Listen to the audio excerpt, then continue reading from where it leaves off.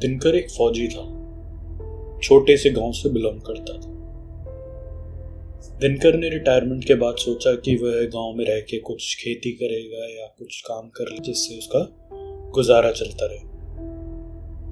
उसने कुछ टाइम तक तो कोशिश करी कि उसका गांव में गुजारा चल जाए, पर उसे गांव में जो है रोजमर्रा के सामान खरीदने बेचने और अपना परिवार पालने में काफी समस्या आने लगी। तो दिनकर ने सोचा कि मैं शहर की तरफ चलता हूँ, शायद मुझे वहां कुछ काम मिल जाए। तो दिनकर ने शहर में जाने के लिए अपने कुछ दोस्तों से जो है संपर्क किया, फोन पे बात की। तो उनमें से एक दोस्त जो था दिनकर का, वो गार्ड कंपनी में काम किया करता था, सिक्योरिटी सर्विसेज में। उसने दिनकर से कहा, मैं कोशिश करता हूँ कि तुम्हें यहाँ सिक्योरिटी सुपरवाइजर की कहीं पे जॉब मिल जाए छोटी सी, क्योंकि तुम फौज में से रिटायर्ड भी हो और आसानी से तुम्हें सिक्योरिटी सर्विसेज में जॉब भी मिल जाएगी। दिनकर ये सुन के काफी खुश हुआ, बहुत खुश था उस दिन वो। कुछ समय बाद दिनकर को अपने दोस्त का फोन आया और उसने शहर में उसे बुलाया। उसने कहा कि तुम्हारे लिए एक सिक्योरिटी सुपरवाइजर की जॉब है, आके एक बार देख लो। दिनकर अगले ही दिन सुबह उठते ही दोस्त से मिलने के लिए चला गया। शहर पहुंचने के बाद ही और वहां जाके उसने अपने दोस्त से मुलाकात की, जिसने उसे सिक्योरिटी कंपनी में जाके जो वहाँ के मालिक थे उनसे मिलाया और दिनकर की सारी सिचुएशन समझाई। तो मालिक दिनकर से मिलके काफ़ी खुश थे, क्योंकि दिनकर जो थे रिटायर्ड फौजी थे और अपने उसूलों के काफ़ी पक्के थे। तो जो सिक्योरिटी कंपनी के मालिक थे उन्होंने दिनकर को कहा कि आपको एक स्कूल में जो है सिक्योरिटी सुपरवाइजर की नौकरी करनी है। वहाँ पे जो है काफ़ी अच्छा आपको एनवायरनमेंट मिलेगा, वहाँ आपको ऐसा कोई प्रॉब्लम नहीं होगी। एक ऑफिस है, वहाँ पे आपको बैठना है और बाकी सिक्योरिटी गार्ड्स को मैनेज करना है। दिनकर ये सुन के बहुत खुश हुआ और उन्होंने जो सिक्योरिटी कंपनी के मालिक थे उन्होंने उस जगह के मतलब जो उनकी जॉब थी सारी पॉलिसीज उन्होंने बताई। तो दिनकर के लिए सब ठीक था, तो वो काफ़ी खुश थे उस दिन। तो उन्होंने एक हफ्ते बाद जो है अपनी ज्वाइनिंग की डेट रखवा ली और एक हफ्ते बाद वो अपने ड्यूटी पे रिपोर्ट करने के लिए पहुंच गए। अब दिनकर को ये नहीं पता था कि स्कूल के बारे में, कि स्कूल की क्या हिस्ट्री है, कैसा है क्या नहीं। दिनकर गांव से आए थे, नए नए थे शहर में, तो कुछ खासा जानते नहीं थे उस शहर के बारे में। तो वो सीधे अपने डेस्टिनेशन पे पहुंच गए स्कूल में। स्कूल में ही उनको एक रहने के लिए रूम मिल गया था और उनका ऑफिस भी रूम के साथ में ही था, तो उनको ऐसा कोई रहने या किसी चीज़ की समस्या नहीं थी।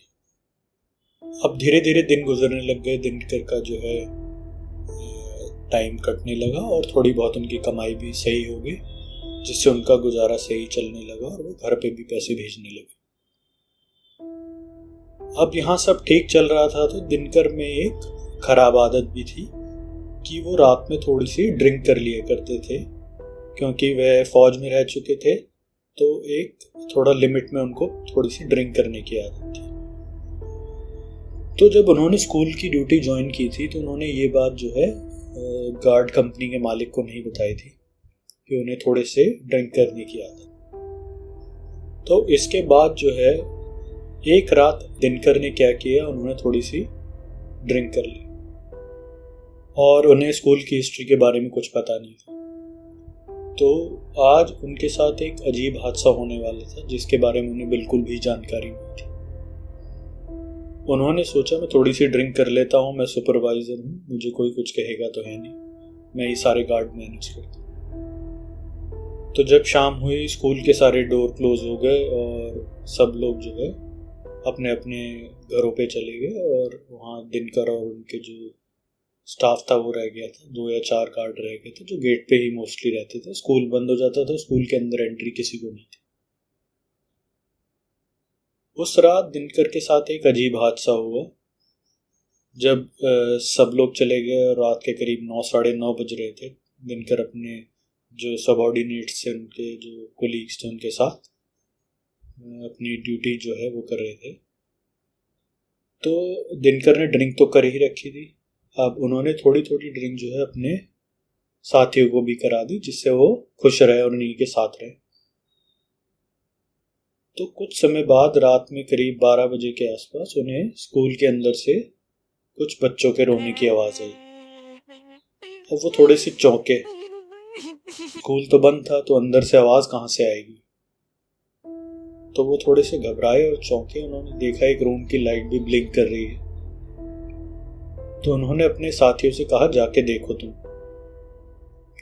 तो उनके साथियों ने जाके देखा, तो जैसे ही वो स्कूल के जो एंट्री ऑफिस होता है वहाँ तक पहुँचे, तो उन्हें कुछ ऐसा महसूस नहीं हुआ, ना उन्हें कुछ आवाज़ आई, कुछ भी नहीं। तो वो नशे में वापस आए। उन्होंने दिनकर से कहा कि ऐसा कुछ नहीं है, परेशान हो, तो सब ठीक चल रहा। दिनकर ये सुन के बेफिक्र हो गया और फिर से अपने सुपरवाइजर ऑफिस में जाके बैठ गया। इसके बाद थोड़ा सा समय बीता ही था। दिनकर जो है फिर से कुछ महसूस करता है, उसे फिर से कुछ आवाज़ आती है अपने ऑफिस में बैठे बैठे। तो इस बार वो खुद स्कूल के अंदर जाने का निर्णय लेता है।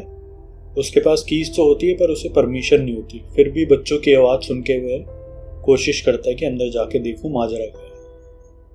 तो दिनकर जो है विदाउट परमिशन स्कूल के ऑफिस के अंदर एंटर करता है और उस रूम की ओर बढ़ता है जो बाहर से दिखता है, जिसके अंदर से लाइट ब्लिंक होती हुई दिख रही थी उसे। अब वो टॉर्च और उस रूम की तरफ बढ़ता है टॉर्च लेके। स्कूल के सारे रूम्स की चाबी उसके पास थी। तो उस रूम तक पहुंचता है तो उसे कुछ आवाज़ नहीं आती। अब वो दरवाज़ा खोलता है, अंदर बिल्कुल अंधेरा, कोई लाइट का नाम निशान नहीं, कुछ नहीं। अब वो जैसे ही रूम के अंदर जाता है तो उसे कुछ एक अजीब सी ठंडक सी महसूस होती है। पर जब रूम बंद होता है तो आपको भी पता है ह्यूमिडिटी हो जाती, गर्मी रहती और मौसम भी गर्मी का था। तो दिनकर को कुछ ठंड महसूस हुई, तो दिनकर ने उसे नोटिस नहीं किया। दिनकर जो है रूम से बाहर निकला, उसने रूम बंद किया। रूम बंद करने के बाद दिनकर ने जैसे ही पलट के दूसरी साइड देखा तो उसे एक बच्चा बैठा हुआ दिखा और वो रो रहा था। अब बच्चा रो रहा था तो दिनकर को समझ नहीं आया इतनी रात में स्कूल में बच्चा कहाँ से आया। अब बच्चे को रोता देख उसने पूछा कि क्या बात है बच्चे, तुम यहाँ क्यों बैठे हो इतनी रात को। तो बच्चा कुछ नहीं बोला, बस रोता जा रहा था, रोता जा रहा था। दिनकर ने दोबारा सवाल किया, बच्चे आप यहाँ रो क्यों रहे हो। तो उस बच्चे ने कहा कि मुझे अपने घर जाना है, मुझे अपने घर जाना है।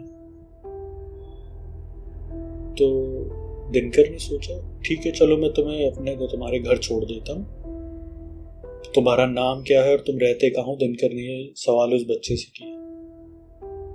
अब जैसे ही दिनकर ने उस बच्चे से सवाल किया, वो बच्चा पलटा दिनकर की तरफ। उसने जैसे ही दिनकर की तरफ फेस घुमाया, उस बच्चे को जो है एकदम से देखते ही दिनकर के होश उड़ गए। उस बच्चे की आंखें एकदम से लाइट की तरह चमकी और दिनकर एकदम से चौंक गए कि ये कैसा अजीब सा बच्चा है। तो जैसे ही दिनकर ने ये देखा और उसने अपनी आंखें एकदम से, जब हमें यकीन नहीं होता हम अपनी आंखें एकदम से मलते हैं, तो दिनकर ने भी यही किया। तो बच्चा गायब हो गया। तो दिनकर को लगा हो सकता है ये मेरा वहम है, तो दिनकर वहां से चला गया।